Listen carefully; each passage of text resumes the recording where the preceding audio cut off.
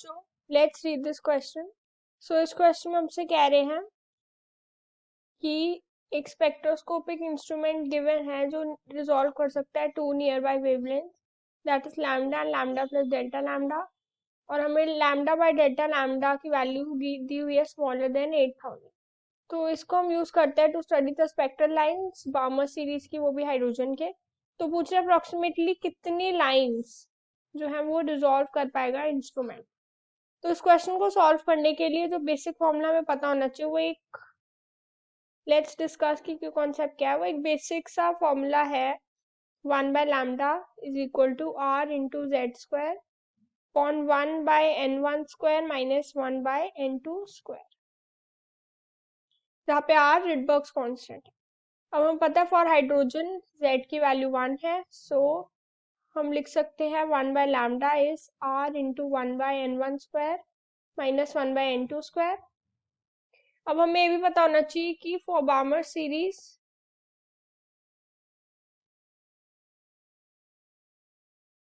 n1 की value 2 होगी, so 1/λ is equal to r into 1/4 minus 1/n2 square.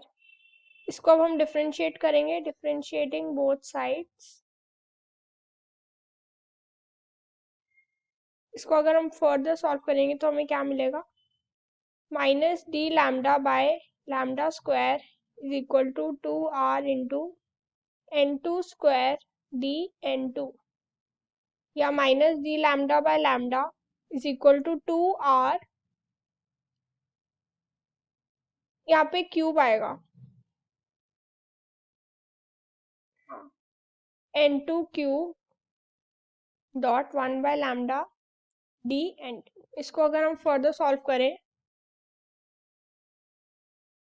तो बनेगा minus D lambda by lambda is equal to 2r by n2 cube dot 4n2 square upon r n2 square minus 4 d n2।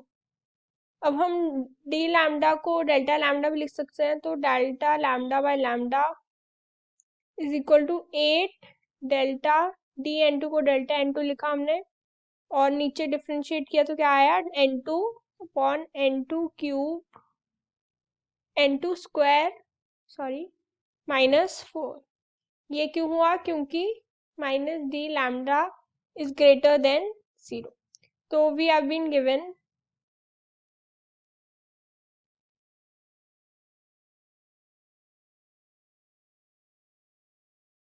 क्या, that delta lambda by lambda is smaller than 8000।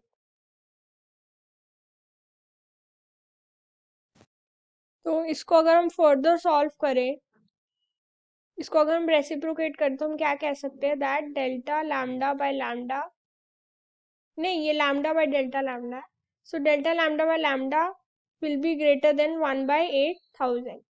सो हम लिख सकते हैं 8 delta n2 upon n2 into n2 square minus 4 is greater than 1/8000, और 64,000 delta n2 is greater than n2 cube minus 4n2 for two nearby wavelengths, जैसे हमें question में given था। हम क्या कह सकते हैं कि डेल्टा n2 इज 1। सो ये क्वेश्चन क्या बनी,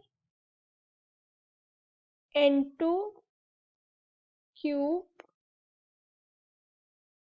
minus 40 cube is less than 4n2। सो अब हम देखेंगे क्वेश्चन कहाँ तक वैल्यू है। तो हमने एनालाइज किया तो हमें पता चला till n2 is equal to 40 the equation is valid, और हमें n1 की वैल्यू तो पता ही है क्या है, 2 for बामर series. so therefore number of spectral lines जो निकल सकती हैं वो क्या आएगी, N2 माइनस N1 या फिर 40 माइनस 2 मतलब 30। तो हमें पता चल गया क्या कि 38 लाइंस टोटल पॉसिबल हैं जो ये इंस्ट्रूमेंट कैलकुलेट कर सकता है। तो हमने बेसिकली क्या किया, सबसे पहले की कॉन्सेप्ट में हमने बेसिक फॉर्मूला डिस्कस किया। बेसिक फॉर्मूला डिस्कस करने के बाद हमने देखा कि बार्मर सीरीज के लिए इक्वेशन क्या बनेगी, उसको डिफरेंशिएट किया बोथ साइड्स। डिफरेंशिएट करने के बाद ये इक्वेशन आई जिसको हमने और सिंप्लीफाई किया तो हमें ये इक्वेशन मिली। फिर हमें ये गिवन था कि डेल्टा की lambda by delta lambda is smaller than 8000। फिर हमने इक्वेशन निकाली, हम देखा कि 2 नियर बाय वेवलेंथ्स के लिए delta N2 will be 1। N2 की वैल्यू कैलकुलेट करी 40 आई, N1 तो था ही 2 बार्मर सीरीज के लिए। फिर हमने नंबर ऑफ स्पेक्ट्रल लाइंस निकाली। Hope you understood the answer. All the very best.